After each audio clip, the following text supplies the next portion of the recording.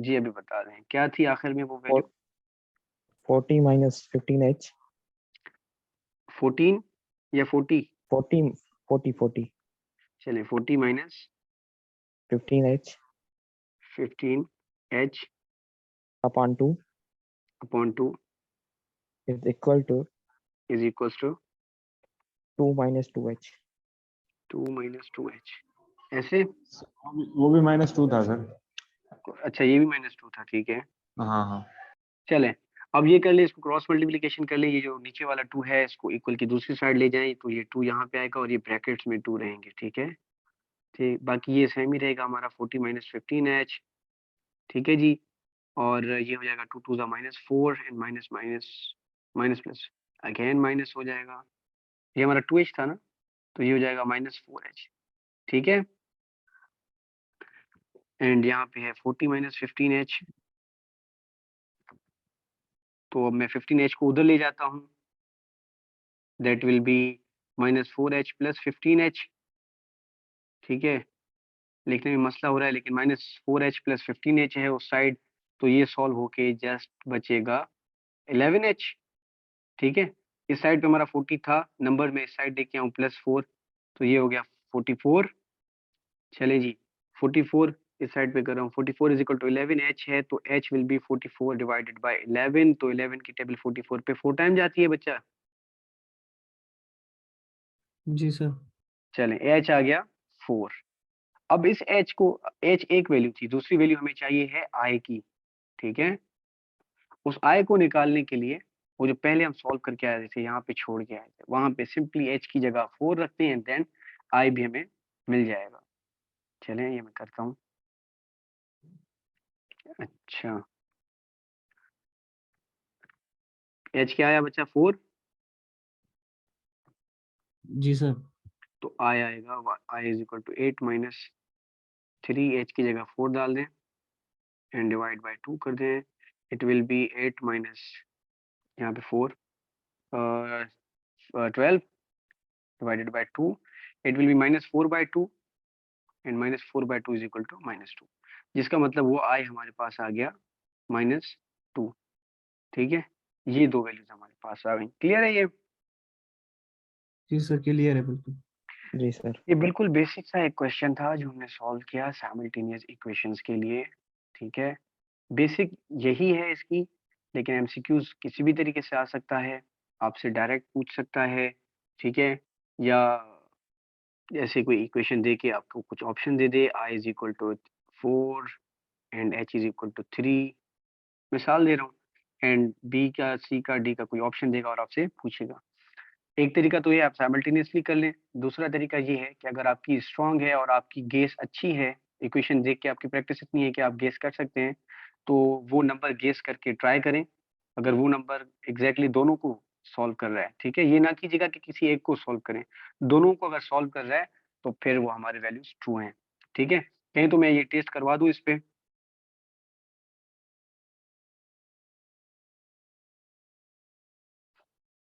चले no response तो नहीं करवाते, आगे बढ़ते हैं। ये कुछ प्रैक्टिस के लिए हैं आपके, तो इन पे ज़रूर प्रैक्टिस करें। चलें एक कोई भी इक्वेशन अभी मुझे प्रैक्टिस करके बताएं आप लोग, ठीक है, जब तक मैं ये रिकॉर्डिंग ऑफ कर देता हूँ।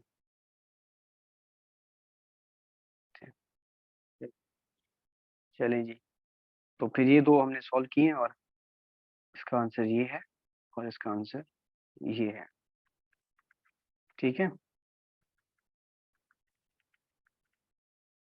चलें जी, ठीक है ठीक है, जिन्होंने भी ए दिया है और बी का दिया उन्होंने सही दिया, कुछ लोगों ने सिर्फ बी का गलत दिया था, वो रिविजिट कर लें। चलें जी, ये वर्ड प्रॉब्लम्स हैं और साइमल्टेनियस इक्वेशंस हैं, ठीक है।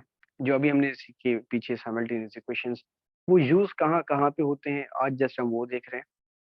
अच्छा सबसे पहले तो पेरीमीटर्स एंड एरियाज, ऐसे क्वेश्चंस है कि रेक्टेंगल और स्क्वायर की जो है ना फिर वैल्यूज पूछता है, तो उसमें भी हम साइमल्टेनियस इक्वेशन सॉल्व करते हैं। मैं एग्जांपल दे देता हूँ एक, लेट से रेक्टेंगल का एरिया किस चीज के बराबर होता है, anyone. Sir sir rectangle length का area multiply width. Length multiply width. Length multiply length by multiply width.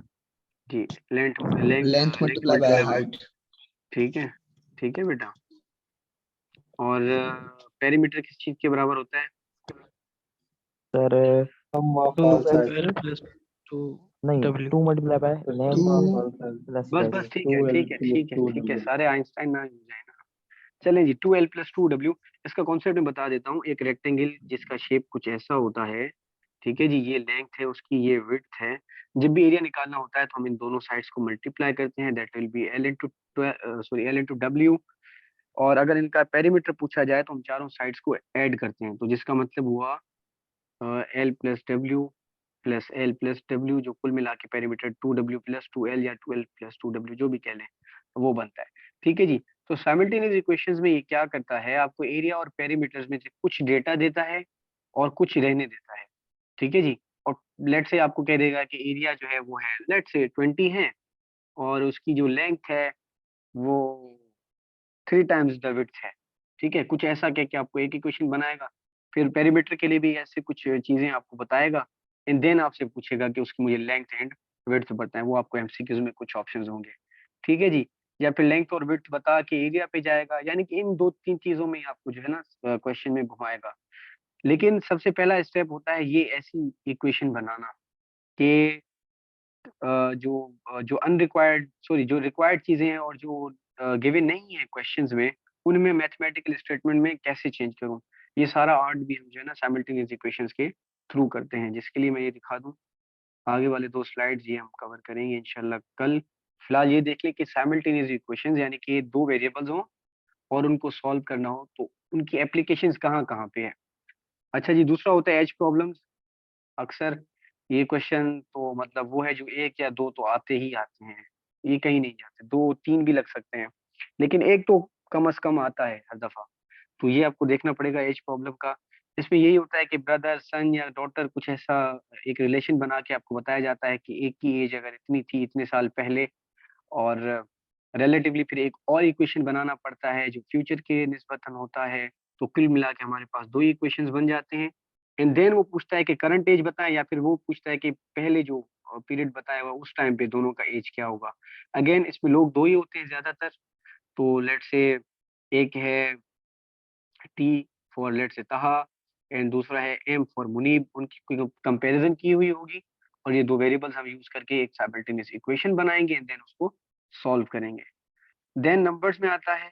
Numbers में भी अक्सर एक क्वेश्चन 2 लग जाते हैं कि 2 नंबर्स का लेट्स से प्रोडक्ट इतना है। मैं मिसाल दे रहा हूँ, x × y का प्रोडक्ट है, यानी कि मल्टीप्लाई होके 16 है, और उनकी एडिशन है। ये बिल्कुल बेसिक सी मिसाल दे रहा हूँ, और उनकी एडिशन है let's say I don't know क्या होगी, मैं मिसाल के तौर पे समझा रहा हूँ, 4 है।